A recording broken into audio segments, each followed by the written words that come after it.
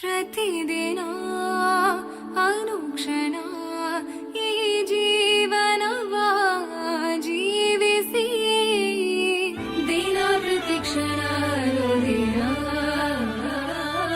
ಹೊಸತನವನ್ನು Fortis ಜೀವಿಸಿ ಜಯಿಸಿ.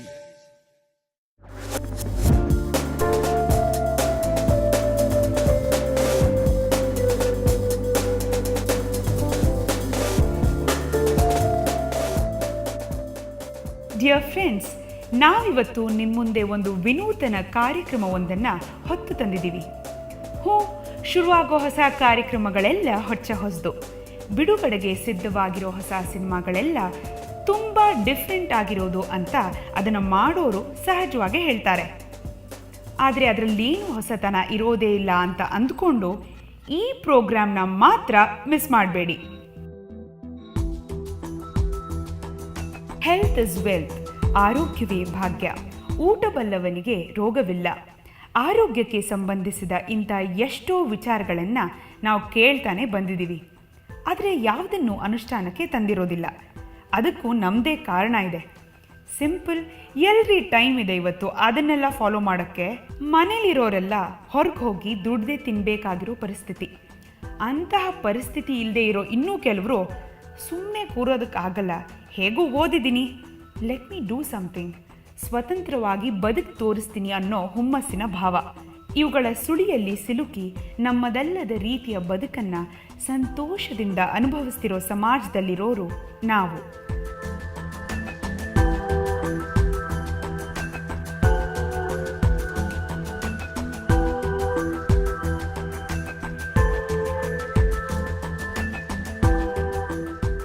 ಹಿಂದಿನ ಹಾಗೂ ಇಂದಿನ ಜೀವನ ಶೈಲಿಯ ಬಗ್ಗೆ ಮಾತಾಡಿದ್ರೆ ಅದು ಎಲ್ರಿಗೂ ಗೊತ್ತಿರೋ ವಿಚಾರ ಅನಿಸುತ್ತೆ.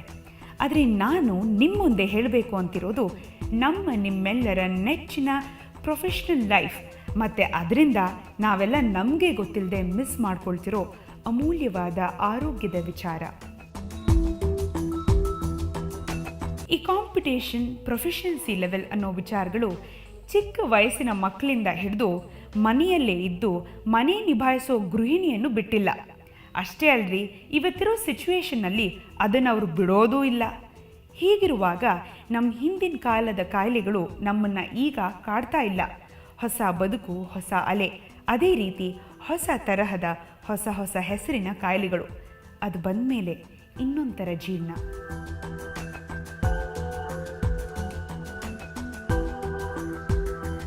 ಸ್ಪರ್ಧಾತ್ಮಕತೆ ಹೆಚ್ಚಿದಂತೆಲ್ಲ ನಮ್ಮ ಯುವ ಜನಾಂಗ ತಮ್ಮ ಬಾಡಿ ಫಿಟ್ನೆಸ್ನ ಕರೆಕ್ಟಾಗಿ ಇಟ್ಕೊಳ್ಳೋಕ್ಕೋಸ್ಕರ ಜಾಗಿಂಗು, ಏರೋಬಿಕ್ಸ್, ಜಿಮ್ ಅಂತ ಶುರು ಮಾಡ್ಕೊಳ್ತಾರೆ. ಆದರೆ ಅದು ನಮ್ಮ ಹಿರಿಯೋರು ಮಾಡ್ತಿದ್ದಂಥ ವ್ಯಾಯಾಮದ ಥರ ಅಲ್ಲ. ಅದನ್ನು ಒಬ್ಬ ಪರಿಣಿತಿ ಇರೋ ತರಬೇತುದಾರರಿಂದ ಕಲಿತು ಅಭ್ಯಾಸ ಮಾಡ್ಕೋಬೇಕು. ಪ್ರಾಕ್ಟೀಸಿಂಗ್ ಟೈಮ್ನಲ್ಲಿ ಏನಾದರೂ ತೊಂದರೆ ಆದರೆ ಅದನ್ನು ಪರಿಣಿತಿ ಪಡೆದ ಅಂದರೆ ನುರಿತ ತಜ್ಞರ ಸಹಾಯದಿಂದಲೇ ಸರಿಪಡಿಸ್ಕೋಬೇಕು.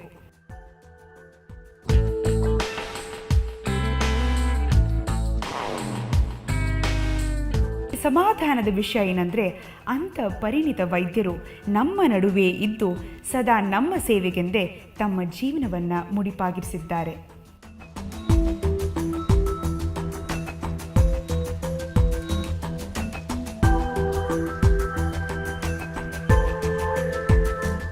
ಸೂರ್ಯಾಸ್ತದ ಸಮಯ ಅಂದರೆ ಹಗಲಲ್ಲಿ ದುಡಿದು ದಣಿದ ದೇಹಗಳಿಗೆ ವಿಶ್ರಾಂತಿ ಕೊಡಬೇಕಾಗಿರೋ ಸಮಯ. ಆದರೆ ನಾವೀಗ ಪ್ರೊಫೆಷನ್ ಹಾಗೂ ಹಣದ ಹಿಂದೆ ಓಡ್ತಿದ್ದೀವಿ.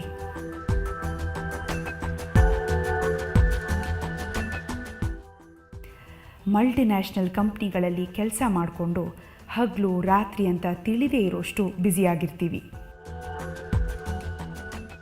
ಮೌನವಾಗಿರಬೇಕಾಗಿದ್ದ ನಗರಗಳ ರಾತ್ರಿಗಳು ಹಗಲಿನಷ್ಟೇ ಗದ್ದಲದಿಂದ ಕೂಡಿರೋದು ಇವತ್ತಿನ ಜನ್ರೇಷನ್ಗೆ ಸಹಜವಾದ ಮಾತಾಗಿದೆ. ಊಟ, ನಿದ್ರೆ ಹಾಗೆ ದೇಹ ತಡ್ಕೊಳ್ಳೋಷ್ಟು ಕೆಲಸವನ್ನು ಮಾಡಿಕೊಂಡು ಎಲ್ಲರೂ ಆರೋಗ್ಯವಾಗಿ ಇರಬೇಕು ಅನ್ನೋದು ಪ್ರಕೃತಿಯ ನಿಯಮ, ಅದೇ ಧರ್ಮ ಕೂಡ. ಆದರೆ ಈಗ ನಾವೆಲ್ಲ ಪ್ರಕೃತಿಯ ವಿರುದ್ಧ ಈಜ್ತಾ ಆರೋಗ್ಯದಿಂದಿದ್ದ ಬದುಕನ್ನು ಅನಾರೋಗ್ಯದೆಡೆಗೆ ತಳ್ತಿದ್ದೀವಿ. ಒಂದೇ ಸಮ ತೊಂದರೆಗಳ ಪಟ್ಟಿನ ಕೇಳ್ತಾ ಇದ್ದರೆ ಮನಸ್ಸಿಗೆ ಕಹಿ ಅನಿಸ್ಬೋದು. ನಾನು ನಿಮ್ಮೆಲ್ಲರನ್ನು ಇದೇ ಕಾರ್ಯಕ್ರಮದಲ್ಲಿ ಬದುಕನ್ನು ಜೀವಿಸಿ ಅನಾರೋಗ್ಯವನ್ನು ಜಯಿಸಿದವರನ್ನು ತೋರಿಸ್ತೀನಿ. ಪ್ರತಿದಿನ ಅನುಕ್ಷಣ ಈ ಜೀವನವ ಜೀವಿಸಿ ದಿನ ಪ್ರತಿಕ್ಷಣ ದಿನ ಹೊಸತನವನ್ನು ಹೊಂದಿ. ಫೋರ್ಟಿಸ್ ಜೀವಿಸಿ ಜಯಿಸಿ.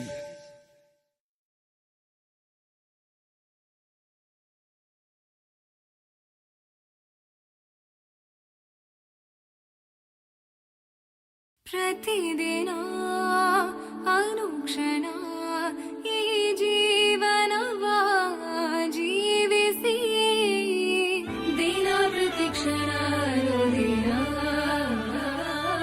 ಹೊಸತನವನ್ನು ಹೊಂದಿ. ಫೋರ್ಟಿಸ್ ಜೀವಿಸಿ ಜಯಿಸಿ. ನಮ್ಮೆಲ್ಲರ ಜೀವನದಲ್ಲಿ ಎಷ್ಟೋ ಘಟನೆಗಳು ನಡೀತಾನೇ ಇರುತ್ತೆ, ಆದರೆ ಎಲ್ಲವೂ ನೆನಪಿನಲ್ಲಿ ಇರೋದಿಲ್ಲ. Most of them or short lived. ಅಂದರೆ ಕೆಲವು ಮಾತ್ರ ಮಾಸದೆ ಹಾಗೆ ನೆನಪಿನಲ್ಲಿ ಉಳಿಯುತ್ತವೆ. ಹಾಗೆಯೇ ನಮ್ಮ ಡಾಕ್ಟರ್ಗಳು ನೂರಾರು ಕೇಸ್ಗಳನ್ನು ಹ್ಯಾಂಡಲ್ ಮಾಡ್ತಾರೆ. ಸಹಜವಾಗಿ ಎಲ್ಲವೂ ಕ್ಲಿಷ್ಟವಾಗಿರುವಂಥವೆ. ಅದರ ನಡುವೆಯೂ ಕೆಲವು ಮಾತ್ರ ವೈದ್ಯಕೀಯ ಕ್ಷೇತ್ರಕ್ಕೆ ಸವಾಲಾಗಿರುತ್ತವೆ. ಹಾಗೆ ಸವಾಲೆನ್ನಿಸಿದ ಕೆಲವು ಕುತೂಹಲವಾದ ರಿಯಲ್ ಲೈಫ್ ಮೆಡಿಕಲ್ ಚಾಲೆಂಜಸ್ನಲ್ಲಿ ಪೇಷಂಟ್ಸ್ ತಮ್ಮ ಆತ್ಮಸ್ಥೈರ್ಯ, ಜೀವನದ ಮೇಲಿನ ಆಸೆ ಕಳ್ಕೊಂಡಾಗ ಹೇಗೆ ನಮ್ಮ ಡಾಕ್ಟರ್ ಫ್ರೆಂಡ್ಸ್ ಮತ್ತೆ ಆರೋಗ್ಯಪೂರ್ಣ ಲೈಫ್ನ ಮರಳಿಕೊಟ್ಟಿದ್ದಾರೆ. ಅಂತಹ ಎಷ್ಟೋ ಕೇಸ್ಗಳಲ್ಲಿ ಹೆಚ್ಚು ಗಮನ ಸೆಳೆದವರಲ್ಲಿ ಕಾಲು ನೋವಿನಿಂದಾಗಿ ಆತ್ಮಹತ್ಯೆಗೆ ಶರಣಾಗಬೇಕು ಅಂತಿದ್ದ ಸರೋಜಮ್ಮ.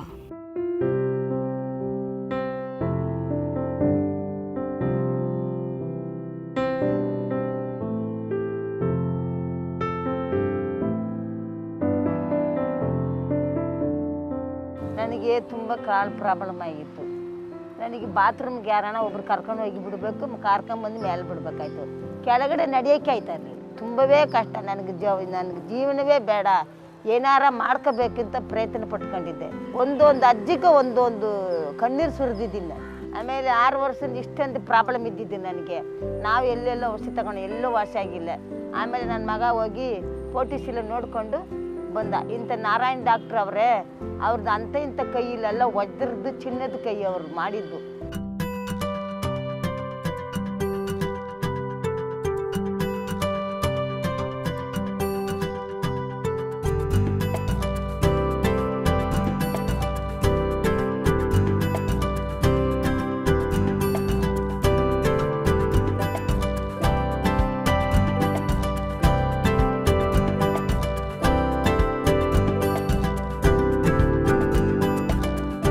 ಎಲ್ಲ ಕೆಲಸ ನಾನೇ ಮಾಡೋದು. ಎಲ್ಲ ಕೆಲಸ ಮಾಡ್ತೀನಿ, ಅಡುಗೆ ಮಾಡ್ತೀನಿ, ಬಟ್ಟೆ ಒಕ್ಕೋತೀನಿ, ಸ್ನಾನ ಮಾಡ್ಕೋತೀನಿ, ಎಕ್ಸಸೈಸ್ ಮಾಡ್ತೀನಿ, ವಾಕ್ ಮಾಡ್ತೀನಿ. ಏನೇ ತೊಂದರೆ ಇಲ್ಲ ನನಗೆ. ಇವಾಗ ಯಾರು ಹಿಡ್ಕೊಂಡು ಹೋಗೋದು ಬೇಡ, ಹಿಡ್ಕೊಂಡು ಬರೋದು ಬೇಡ. ಎಲ್ಲ ನಂದೇ. ಇವಾಗ ಸ್ವತಂತ್ರವಾಗಿ ತಿರುಗಾಡ್ತಾ ಇದ್ದೀನಿ. ಬಸ್ ಹತ್ತಿತೀನಿ, ಇಳಿತೀನಿ, ಅದೇ ತೊಂದರೆ ಇಲ್ಲ ನನಗೆ. ಕಾಲು ಬಗ್ಗೆ ಏನು ಯೋಚನೆ ಮಾಡೋಂಗೇ ಇಲ್ಲ ನಾನು. ನೀವೇನಾರ ಅವ್ರು ನಮ್ಮ ದೇವ್ರಾಗ ಬಂದು ನನ್ನ ಕಾಲು ಸರಿ ಇಲ್ಲ, ನಾನು ಹಂಗೆ ಪಾವ್ಕೊಂಡು ಅದೇ ಎಲ್ಲಾರು ಹೋಗಿ ದುಡ್ಡು ಹೋದ್ರೆ ಹೋಯ್ತದೆ, ಮನೆ ಹೋದ್ರೆ ಹೋಯ್ತದೆ, ಏನಾರು ಹೋಗಿ ಪ್ರಾಣ ಕಳ್ಕೋಬೇಕಾಯ್ತು. ನಾನು ಅಷ್ಟು ನನ್ನ ಮಗ ಇಲ್ಲದ್ರು ನಾನು ಯಾವತ್ತೂ ಕಾಡ್ಪಾಲಾಗ್ಬಿಡ್ತಾ ಇದ್ದೆ.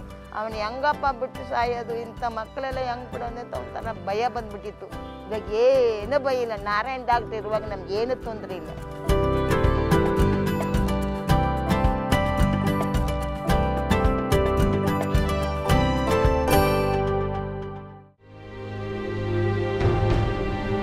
ಆರ್ಥರೈಟಿಸ್ನಿಂದಾಗಿ ತುಂಬ ಸಫರ್ ಮಾಡ್ತಿದ್ದ ಮಧ್ಯವಯಸ್ಕ ಹೌಸ್ ವೈಫ್ ರೋಹಿಣಿ.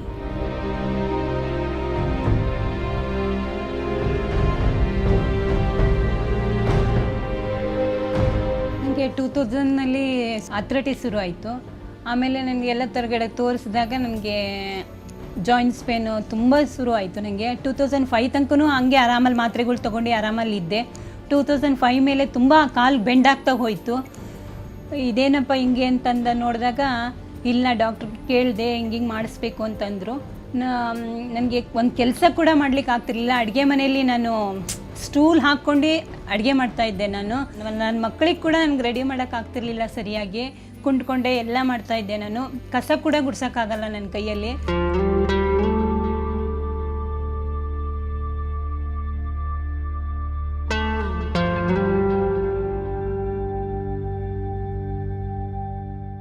ಚಂದ್ರಶೇಖರ್ ಸಾರು ಅಷ್ಟೇ ಚೆನ್ನಾಗಿ ಹೇಳಿದ್ರು ನನಗೆ, ನೀನು ಮಾಡಿಸ್ಕೊ, ನಾನಿದ್ದೀನಿ, ಚೆನ್ನಾಗಿ ಆಗ್ತೀಯಾ.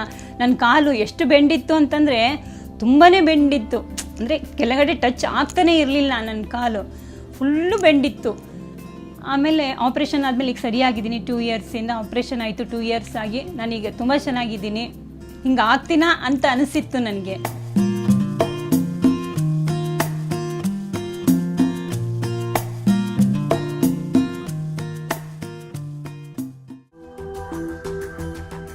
ಚೈಲ್ಡ್ಹುಡ್ನಲ್ಲಿ ಕಾರ್ಡಿಯಾಕ್ ಪ್ರಾಬ್ಲಮ್ನಿಂದಾಗಿ ಬಳಲಿದ್ದು ಈಗ ಗುಣಮುಖರಾಗಿರುವ ಯುವ ಪಾದ್ರಿ father ಬಾಲ್ಮ್ಯಾಕ್ಸ್.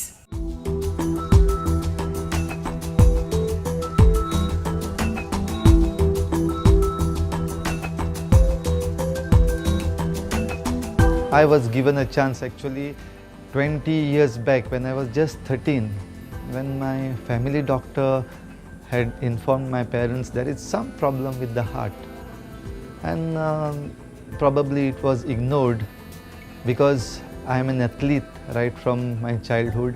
I am a footballer and I was an active person. I took an opportunity to go to the doctor, find out what exactly is the problem with me. Father Bolmax is a spirited man. ಅವ್ರದ್ದು ಬಾಕಿ ದೇಹ ಬೇರೆ ಅವಯವಗಳು ಎಲ್ಲ ಚೆನ್ನಾಗಿದ್ದಾವೆ. ಪ್ರಾಣಕ್ಕೆ ಅಪಾಯ ಆಗಬಹುದು ಅಂತ ಸಂಭವ ಬಂದಿತ್ತು. ಇನ್ ಟೈಮ್ ಅವ್ರನ್ನ ಹಿಡಿದು ಆಪರೇಷನ್ ಆಗಿದೆ.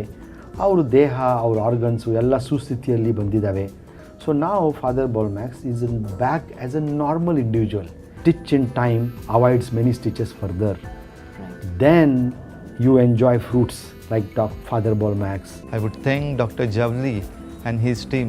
I would thank Fortis Hospital, Bangalore, because they are the ones who helped me to put that opportunity into practice and come back to life.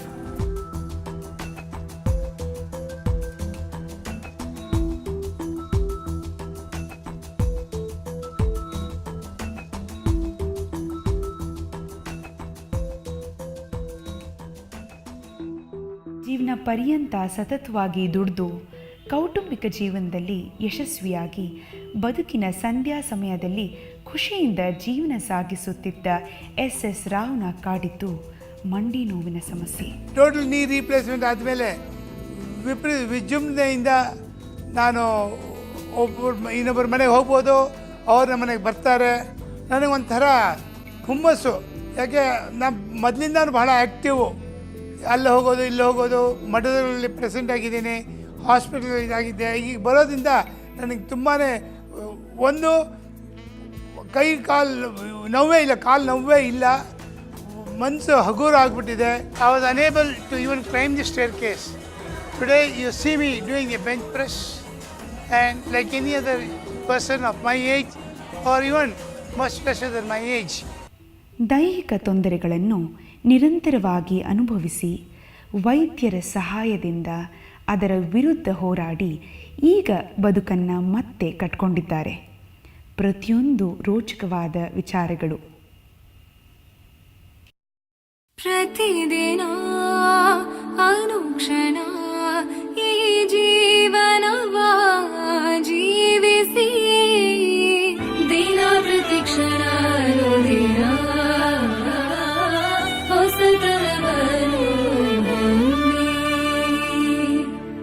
Fortis ಜೀವಿಸಿ ಜಯಿಸಿ.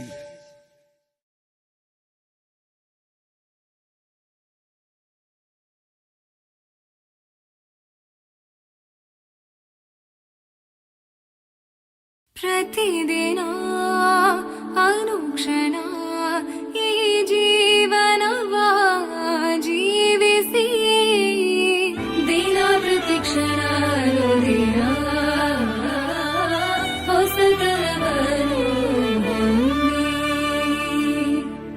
Fortis ಜೀವಿಸಿ ಜಯಿಸಿ. ಮನುಷ್ಯನ ದೇಹ ನಿರ್ಮಾಣವನ್ನು ಸುಮ್ಮನೆ ಅಬ್ಸರ್ವ್ ಮಾಡಿದರೂ ಅದೊಂದು ಅದ್ಭುತ ಕಲಾ ಸೃಷ್ಟಿ ಹಾಗೂ ಉನ್ನತವಾದ ವೈಜ್ಞಾನಿಕ ಉದಾಹರಣೆ. ಅನಾರೋಗ್ಯದಿಂದಾಗಿ ಅಥವಾ ಇನ್ಯಾವುದೇ ರೀತಿಯ ಅಪಘಾತದಿಂದಾಗಿ ನ್ಯೂನತೆ ಅಥವಾ ಡಿಸಾರ್ಡರ್ ಉಂಟಾದರೆ ಅದನ್ನು ಸರ್ಜರಿ ಮಾಡಿ ಗುಣಪಡಿಸಬಹುದು. ಅಂತಹ ಡಾಕ್ಟರನ್ನು ಭೇಟಿ ಮಾಡೋಣವೇ? ನಾನೊಬ್ಬ ಶಸ್ತ್ರವೈದ್ಯ ತಜ್ಞ, ಅಂದರೆ ಸರ್ಜನ್. ಆಪರೇಷನ್ ಮಾಡೋದು ನನ್ನ ಕೆಲಸ. ವೈದ್ಯರಾಗಿ ನಾವು ಬಹಳಷ್ಟು ಮೆಡಿಕಲ್ ಚಾಲೆಂಜ್ಗಳನ್ನು ದಿನನಿತ್ಯ ನೋಡ್ತಿರ್ತೇವೆ. ಅದನ್ನು ಹೇಗೆ ನಿಭಾಯಿಸೋದು ಅನ್ನೋದು ನಮಗೆ ಗೊತ್ತು. ಆದರೆ ಒಬ್ಬ ರೋಗಿ ಬದುಕಿನ ಚಾಲೆಂಜ್ಗಳನ್ನು ಹೇಗೆ ಎದುರಿಸ್ತಾನೆ? ಮುಂದಿನ ದಿನಗಳಲ್ಲಿ ತಾವು ನೋಡಬಹುದು, ಒಬ್ಬ ಚಿಕ್ಕ ವಯಸ್ಸಿನ ಯುವಕ ಅಪಘಾತಕ್ಕೆ ಈಡಾಗಿ ಬಂದು ಸಾವಿನ ದವಡೆಯಿಂದ ಪಾರಾಗಿ ನಂತರದ ಜೀವನವನ್ನು ಹೇಗೆ ಅರ್ಥಪೂರ್ಣವಾಗಿ ಜೀವಿಸ್ತಾ ಇದ್ದಾನೆ ಅನ್ನೋದನ್ನು ತಾವು ಕೂಡ ತಮ್ಮ ಜೀವನವನ್ನು ಆರೋಗ್ಯಪೂರ್ಣವಾಗಿ ಅರ್ಥಪೂರ್ಣವಾಗಿ ಜೀವಿಸಿ ಜಯಿಸಿ. ಮಧುರ ಮಾತುಗಳನ್ನಾಡುವ ಈ ನಮ್ಮ ಪುಟ್ಟ ಹೃದಯ ಕವಿ ವರ್ಣನೆಯಲ್ಲಿ ವಿಶೇಷ ಸ್ಥಾನ ಪಡೆದುಕೊಂಡಿದೆ. ಪಿಸು ಮಾತು, ಮೃದು ಭಾವ, ಹೀಗೆ ಎಲ್ಲಕ್ಕೂ ಹೃದಯವೇ ಮಿಡಿಯುತ್ತದೆ ಅಂದರೆ ಅಚ್ಚರಿಯೇನಲ್ಲ. ವೈದ್ಯಕೀಯ ಪರಿಭಾಷೆಯಲ್ಲಿ ಹೃದಯ ನಮ್ಮ ದೇಹದ ಅತಿ ಮುಖ್ಯವಾದ ಅಂಗ. ನಮ್ಮ ಇಡೀ ದೇಹಕ್ಕೆ ಸುಗಮವಾಗಿ ರಕ್ತ ಸಂಚರಿಸುವುದನ್ನು ನಿಯಂತ್ರಿಸುವುದೇ ಈ ರಚನೆಯ ಕೆಲಸ. ನಾನೊಬ್ಬ ಹೃದಯ ತಜ್ಞ. ನನ್ನ ದಿನನಿತ್ಯದ ಕೆಲಸದಲ್ಲಿ ಸಾಕಷ್ಟು ಜನ ಪೇಷಂಟ್ಗಳು ಬರ್ತಾರೆ ವಿಧ ವಿಧವಾದ ಹೃದಯಕ್ಕೆ ಸಂಬಂಧಪಟ್ಟ ತೊಂದರೆಗಳಿಂದ. ಇಂಥದೇ ಒಂದು ಪೇಷಂಟಿನ ಬಗ್ಗೆ ನಾನು ನಿಮ್ಮ ಬರುವ ವಾರಗಳಲ್ಲಿ ಈ GVC ಪ್ರೋಗ್ರಾಮಲ್ಲಿ ತಿಳಿಸ್ಲಿಕ್ಕೆ ಇಷ್ಟಪಡ್ತೇನೆ. ನಾನೊಬ್ಬ ಹೃದಯ ತಜ್ಞ. ಹೃದಯದ ಕಾಯಿಲೆ ಉಪಚಾರ ಮಾಡುವುದು ಎಷ್ಟು ಮುಖ್ಯವೋ ಹೃದಯದ ಕಾಯಿಲೆಗಳನ್ನು ತಡೆಯುವುದು ಕೂಡ ಅಷ್ಟೇ ಮುಖ್ಯ. ಇತ್ತೀಚಿನ ದಿನಗಳಲ್ಲಿ ನಾವು ನೋಡುವ ಹಾಗೆ ಹೃದಯದ ಕಾಯಿಲೆಗಳು ಜಾಸ್ತಿ ಆಗುತ್ತಿವೆ. ವಿಶೇಷವಾಗಿ ಸಣ್ಣ ವಯಸ್ಸಿನವರಲ್ಲಿ ಕೂಡ ಹೃದಯದ ಕಾಯಿಲೆ ಅಂದರೆ ಹಾರ್ಟ್ ಅಟ್ಯಾಕ್, ಹೃದಯ ಸ್ತಂಭನ ಅಂದರೆ ಕಾರ್ಡಿಯಾಕ್ ಅರೆಸ್ಟ್ ಆಗುವುದನ್ನು ನಾವು ಪ್ರತಿನಿತ್ಯ ಕೂಡ ನೋಡ್ತಾ ಇರ್ತೇವೆ. ಇಂತಹ ಹಲವಾರು ಘಟನೆಗಳನ್ನು ನೀವು ನಮ್ಮ ಮುಂಬರುವ GVC ಪ್ರೋಗ್ರಾಮ್ನಲ್ಲಿ ಕಾಣಬಹುದು. ಹೃದಯಾಘಾತ ಆದಾಗ ಅಂದರೆ ಹಾರ್ಟ್ ಅಟ್ಯಾಕ್ ಆದಾಗ ಅದಕ್ಕೆ ಸರಿ ಸಮಯದಲ್ಲಿ ಉಪಚಾರ ಮಾಡುವುದು ಎಷ್ಟು ಮುಖ್ಯ ಅನ್ನುವುದನ್ನು ಕೂಡ ತಿಳ್ಕೊಳ್ಬೋದು. ಮಾನವನ ದೇಹ ಮೂಳೆಗಳ ಆಧಾರದಿಂದ ರಚಿತವಾಗಿದೆ. ದೇಹದ ಯಾವುದೇ ಭಾಗದ ಚಲನೆ ಮೂಳೆಗಳ ಆರೋಗ್ಯದ ಮೇಲೆ ಅವಲಂಬಿತವಾಗಿದೆ. ಮೂಳೆಗಳಲ್ಲಿ ತೊಂದರೆ ಕಾಣಿಸಿಕೊಂಡಾಗ ಮನುಷ್ಯನ ಬದುಕು ಹೆಚ್ಚು ಕಡಿಮೆ ಮೂಳೆ ಗುಂಪಾದಂತೆ. ಇದರಿಂದ ಮತ್ತಷ್ಟು ಖಿನ್ನತೆಗಳು ಎದುರಾಗಿ ಬದುಕು ದುಸ್ತರವಾಗುತ್ತದೆ. ಇದನ್ನು ಹೇಗೆ ತಡೆಗಟ್ಟಬೇಕು ಅನ್ನೋದು ನಮಗೆ ಗೊತ್ತಾಗಬೇಕು. ಈ ಕುರಿತು ತಜ್ಞರನ್ನು ಪರಿಚಯ ಮಾಡಿಕೊಂಡು ಮತ್ತಷ್ಟು ತಿಳಿಯುವ ಪ್ರಯತ್ನ ಮಾಡೋಣ. ನಾನು ಒಬ್ಬ ಆರ್ಥೋಪೆಡಿಕ್ ಸರ್ಜನ್ ಆಗಿ ದಿನನಿತ್ಯ ನನ್ನ ವೃತ್ತಿ ಜೀವನದಲ್ಲಿ ಹಲವಾರು ಸಂಕಷ್ಟದಲ್ಲಿರುವ ರೋಗಿಗಳನ್ನು ಗುಣಪಡಿಸುವ ನಿಟ್ಟಿನಲ್ಲಿ ಎಷ್ಟೋ ಚಾಲೆಂಜಸ್ಗಳನ್ನ ಎದುರಿಸ್ತಾ ಬಂದಿದ್ದೀನಿ. ಮುಂಬರುವ ವಾರಗಳಲ್ಲಿ ತಾವುಗಳು ಇಂತಹ ಹಲವಾರು ಕುತೂಹಲಭರಿತ ರೋಗಿಗಳ ಯಶಸ್ಸಿನ ಚರಿತ್ರೆಯನ್ನು ನಮ್ಮ ಈ GVC ಕಾರ್ಯಕ್ರಮದಲ್ಲಿ ತಾವೆಲ್ಲರೂ ನೋಡಬಹುದು. ಐ ಆಮ್ ಡಾಕ್ಟರ್ ಚಂದ್ರಶೇಖರ್, ಕೀಲು ಮತ್ತು ಮೂಳೆ ತಜ್ಞ. Life is a moment. ಜೀವನ ಒಂದು ನಡೆಯುವ ಬಂಡಿ.